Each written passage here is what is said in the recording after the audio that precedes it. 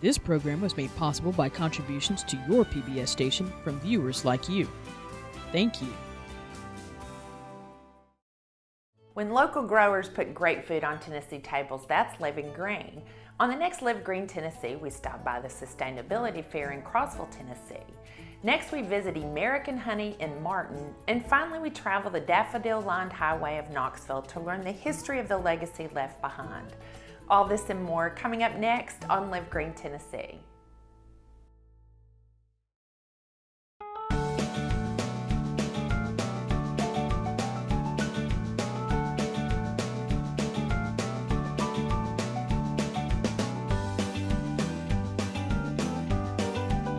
Pick Tennessee helps you find local farms and farmers markets, plus offers tips for choosing, using, and storing the fresh foods you buy. The Pick Tennessee mobile app is available now on iTunes and Google Play.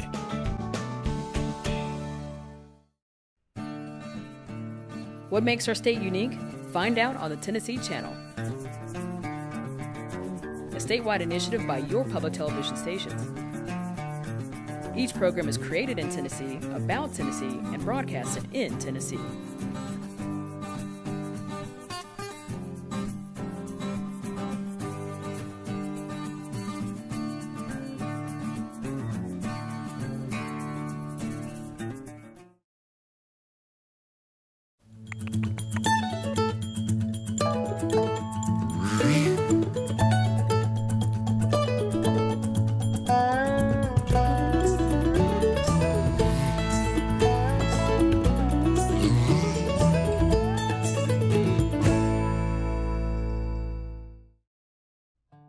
Hello, I'm Melinda Kiefer, and I'm proud to bring you stories from across our great state on Live Green Tennessee.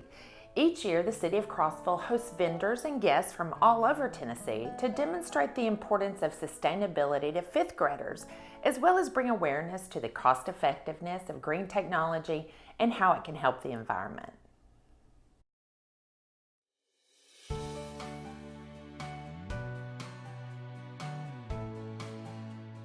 So this is the Sustainability Fair, and it's an opportunity to expose fifth graders to a number of basically new technologies, old technologies, but opportunities for them to do things in their lives that will help make their lives easier and protect the planet in various ways.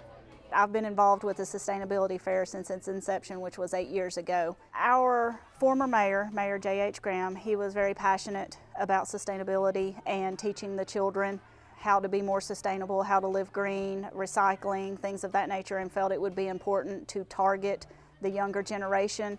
So in order to impress upon them the importance of just small things that you could do within your home or within the community that would leave a smaller footprint as they got older.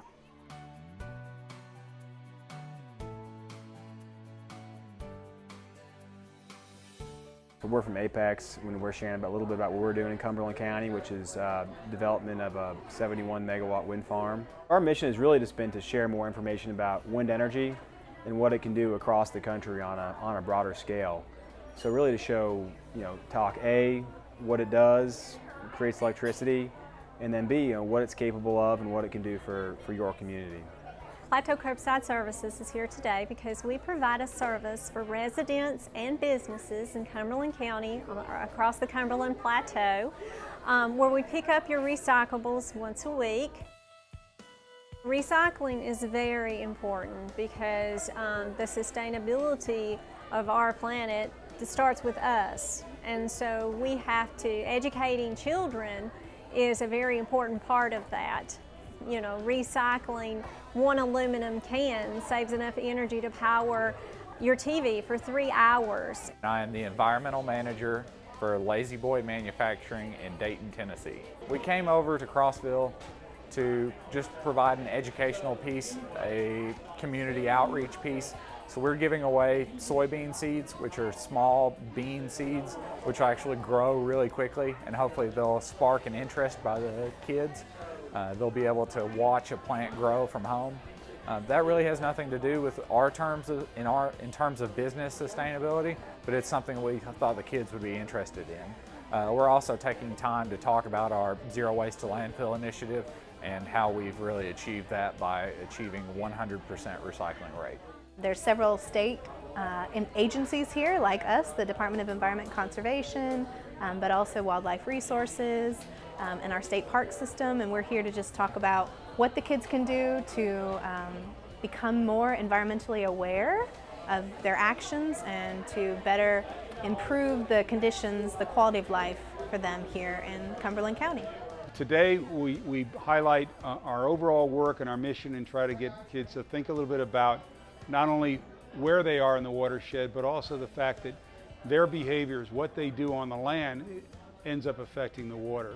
So we have a display about that. We also talk about rain barrels and water capture systems so people can understand that as people, we have an opportunity to help conserve water, to keep it clean, and that's really the message we have for fifth graders. Every year I try to do a demonstration that shows the kids the importance of water conservation and try to show them the importance of conserving that water, because that water is not free, and that how they could do small things at home that would help them in financial situations and the conservation of our clean resources, because we are very fortunate to have a resource such as that. Today I'm here to represent the city of Crossville and educate the public and the school children on biodiesel. Biodiesel is a program that the city has to where we collect used cooking oil from local vendors and produce biodiesel to run in our trucks and equipment. As opposed to regular diesel, actually we take and produce biodiesel and blend it with conventional diesel to give us more of a stockpile, I guess you'd call it.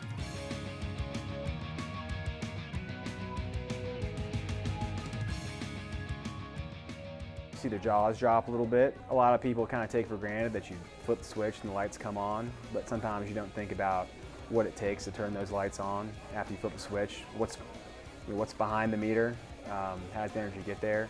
So I think you see kids start to think about, how is my energy produced, and then how do I want it to be produced? And I think the point of the sustainability fair is that we're showing how you can produce energy in a very sustainable way. Our response has been so positive today because there's a lot of adults here, and the children, when I tell them, how much energy it saves or how many plastic bottles that we throw away every hour, then they are just amazed. So hopefully they will go home and tell their parents, and whether they take it to the recycle center or they have us pick it up, it's a good thing. We need to recycle for everyone's future. Most of them, you can see that spark in their eyes about the environment. They like being outside. They want to do the right thing. They're very open to the ideas of getting a renewable resource. Every one of them know that diesel's bad and it's bad for our environment and it costs a whole lot, and so they're more open to listening.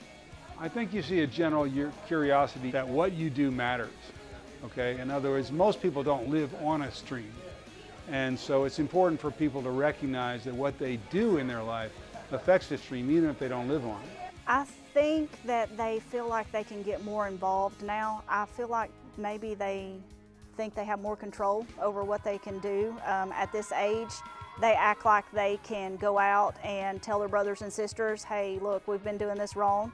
There's some responsibility there, and I hope some of them take that with them. I feel like with as many vendors and participants that we have, that if just 2 or 3 of those reach the kids and kind of impress upon them the importance of what we're trying to do here, then it's a win.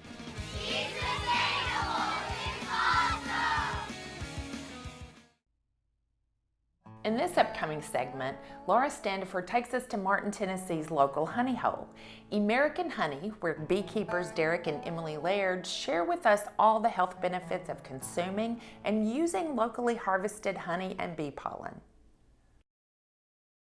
My name is Derek Laird, and this is my wife, Emily Laird. We're beekeepers here in West Tennessee, and we currently have 19 beehives on our apiary. So I got into beekeeping when I was about 12 years old. We lived on a Christmas tree farm in Michigan, and my dad just decided to do it as a hobby. We got a couple hives, and we went out there and just kind of learned as we went. We had trial and error. There was a couple of times we went out there and you know, just dead bees all in the front, and we're kind of like, okay, let's figure out what we're doing here. And from there, we grew our hives, and my dad has a bee business in Michigan with over 100 hives. And when I came to Tennessee, I met my husband, and he was very interested in the situation, so I told him, you know, kind of how to go about doing it, and we've just invested everything we've had in the last 4 years to grow our business to what it is now. So what makes our honey so raw and nutritious is that whenever we extract the honey from the beehive, all we do is gently filter it, and all it does is get the cappings and grass and other parts inside the honey that maybe the consumer doesn't want in there, and it still contains all the pollen and nutrients that comes with the honey that helps to keep you healthy. Honey is tremendous for relieving allergy symptoms. It's got all your antibodies. It helps to relieve like migraine headaches. It helps with sore throats especially. Helps with digestive issues. It's got all your vitamins, minerals, and nutrients in there. So it's really going to help you out as far as keeping you healthy and keeping you be able to sustain, you know, your daily intake on your vitamins and minerals. Like I said, it's really going to help you out. So raw honey is wonderful for you. It's unprocessed, and it contains a lot of antioxidants, vitamins, minerals, nutrients in it. It's wonderful for free radicals to help with cellular damage that comes from pollution, all the chemicals we're putting in our bodies, all the things that we're eating. Honey kind of helps cleanse those toxins out. It also helps with digestive issues. If you're having any kind of colitis or anything like that, honey helps to soothe that. Also great for sore throats. If you've got strep throat, if you've got cuts, scrapes, it's been proven to help with staph. So I know a lot of people have had problems with that. You just put a little honey on mosquito bites. We do that at my house. Any kind of sores or cuts, it's antibacterial and antiviral. So it has just tons of health properties. Mm-hmm. It is better to get local honey than store honey for allergies because local honey is raw, unprocessed. It contains all your local pollen and nectar in there. That is what triggers your histamines to flare up when you get those allergies, like your stuffy nose, your sore throat, all that stuff. When you get it in the store, it generally is processed, it is pasteurized, which means it has been heated to a point where there's no longer the antioxidants, there's no longer that the pollen and nectar in there. It just kind of kills all the good stuff. So you want to make sure when you're getting honey, you're getting it raw and local. So when you're looking for local raw honey for allergy relief, I would recommend taking about a tablespoon a day, or a teaspoon would be appropriate, but the more you consume, you can't overdose on honey. You definitely want to take a daily dose, be consistent with it for allergy relief. And then also if you can find local bee pollen that's unprocessed, that's wonderful too. You can do a teaspoon a day, mix it in something that you eat on a regular basis, like yogurt, oatmeal, cereal, something like that. And that's really the ticket for allergy relief. Comes straight from the flowers, plants, and trees, and it is more potent than the raw honey. So definitely the pollen's wonderful. It's super easy to consume, and some of our customers really just love the taste by itself, so they'll just do a teaspoon a day like a supplement. Pollen is collected whenever honeybees go from plants to flowers and trees. They'll collect the pollen on their hind legs and bring it back to the beehive. Whenever they come back to the beehive, we put a special trap in our hives bi-weekly that allows us to collect the pollen. We collect it fresh, and all we do is put it in a bag for you. You take it every day. You can put it in oatmeal, yogurt, cereal, smoothies if you like to. You take it every day. It really helps with the allergies, helps with migraine headaches, and delivering oxygen to your red blood cells. So therefore it helps with like blood pressure, cholesterol, things like that. And like I said, it has all your vitamins, minerals, and nutrients. So a lot of people's lacking, nutritionally wise as far as getting their daily nutritional intake. So it helps you a lot with getting those vitamins and minerals, and taking it every day, you're going to see an increase in energy, just overall health. And it's like I said, it's gathered in our area, so if you take it locally, just like the honey, then it's going to help you out tremendously. Tennessee is a major crop state. We produce soybeans, corn, tobacco, wheat. We have a lot going on for us. And to ban, what's really helping us eradicate these diseases and pests that are affecting our crops, we have to do a lot more research on different ways we can effectively take care of those problems, you know, before we completely ban these neonicotinoids that are causing such a bad problem with our beehives. You know, it's one thing that we're just going to have to shed more light on, do some more research, you know, and find alternative ways to help our crops as well as our honeybees. A lot of factors for our honeybees, you know, you hear a lot about colony collapse and the decline of the bee population. One of the major things we have here in the South is a varroa mite, and what it is a mite that is inside the bee cells. Whenever the bees hatch, the mite is already attached to the bee, and it pretty much just drains them, you know, allows them not to be able to work properly, allows them not to be able to go out and gather nectar and honey and pollen and bring all this stuff back to the hive, which is crucial. A lot of people have heard about these neonics, which is a chemical that farmers are using to protect their crops from pesticides. These neonics are getting inside the exoskeleton of the honeybee and basically chemically confusing them. So they're not remembering how to get back to their hive, they're not remembering how to feed themselves. And so that's why we're not finding a large amount of dead bees anywhere. They're just kind of disappearing. And that's a very important issue because 1/3 of our food comes from honeybees, and if they're dying out, then we're going to have a problem feeding ourselves. For many people in East Tennessee, a drive on a local highway just wouldn't be the same without thousands of yellow daffodils decorating the way. Ever wonder how they got there? Those blooms are thanks to one woman named Marie Compere. She had a vision that started it all, one that volunteers carry out today. We spoke to her daughter about Compere's legacy of making Tennessee beautiful.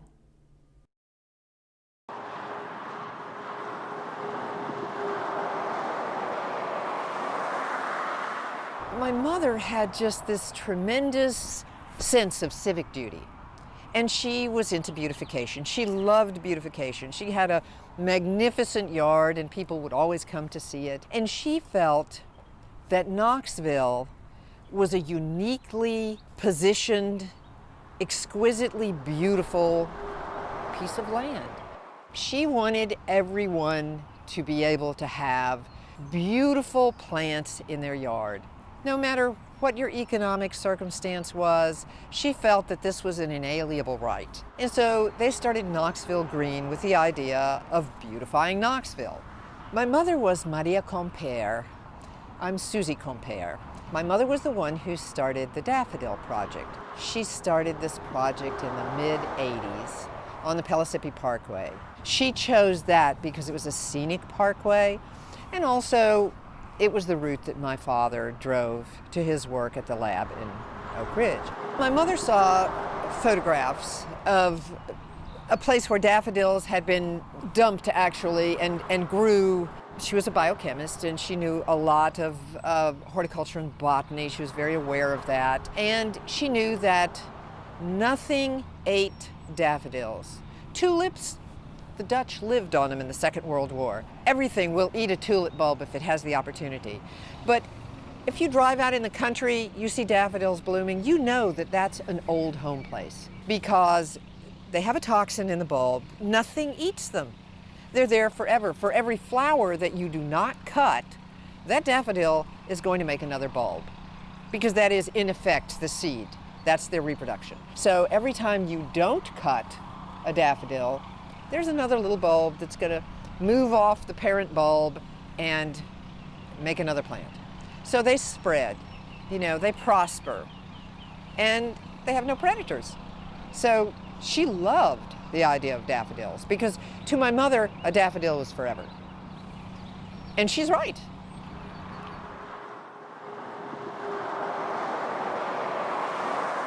I think daffodils in the East Tennessee area have a historical point of reference for people.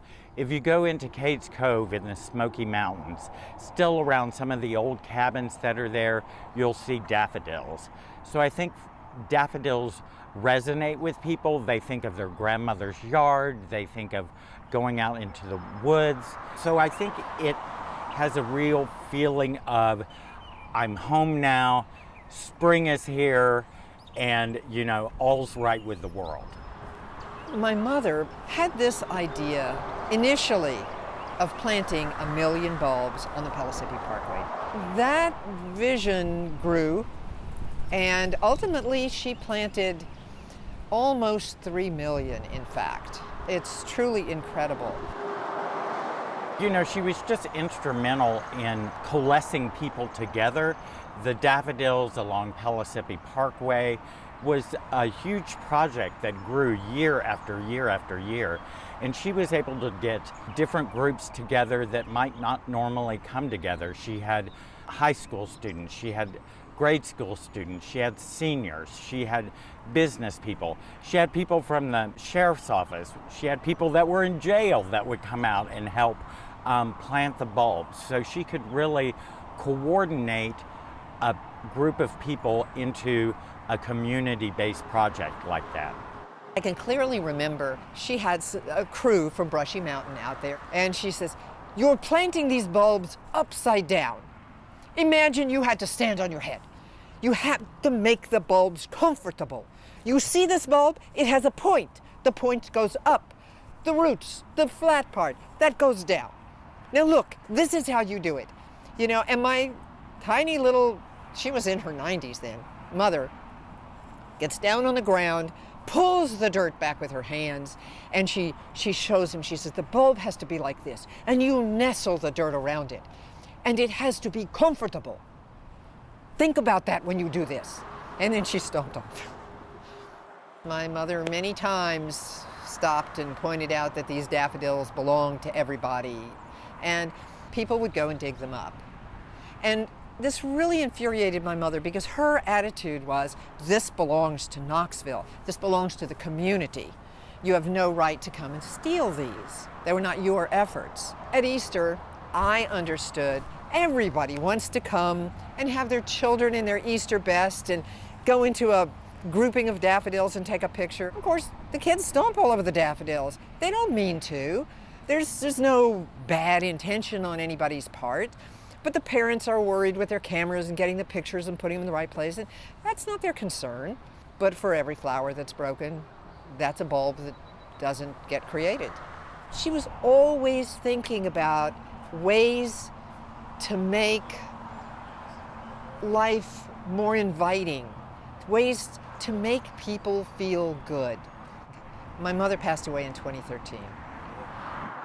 Soon after Maria passed away, UT Gardens was approached by the Knoxville Green Alliance for a memorial to her. We came together with their group, with Maria's family, and created Maria's Garden. So it's just right here in the middle of the city, a reminder of the impact that this woman had on all of our lives.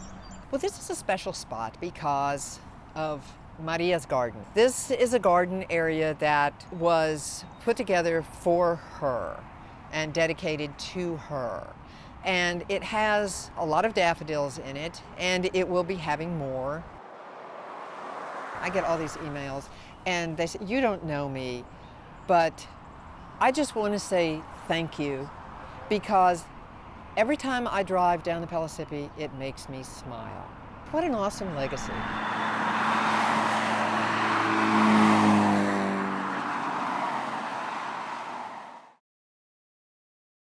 Thanks for joining us for another episode of Live Green Tennessee, where we take you all across the state into the farms and businesses of those who are making the move to eating fresh, living sustainably, and helping us all be more organic in our thinking and the way we live our lives as Tennesseans. Thank you for watching, and we'll see you next time on Live Green Tennessee. If you would like more information about Live Green Tennessee, please visit our website at livegreentv.org, where you can find everything from healthy recipes to past episodes and more.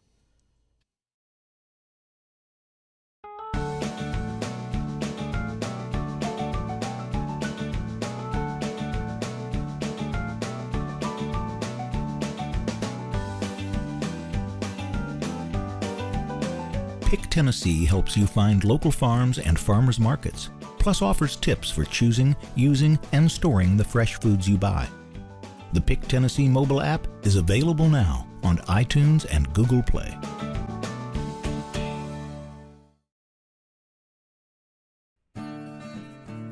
What makes our state unique?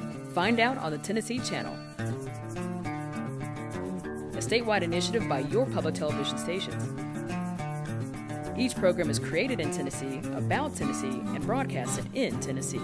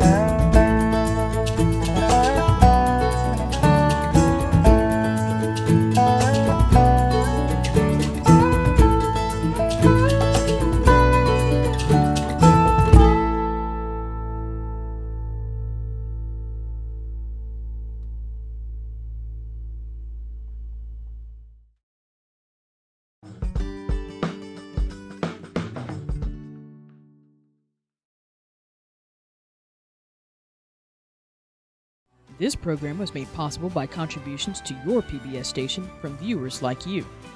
Thank you.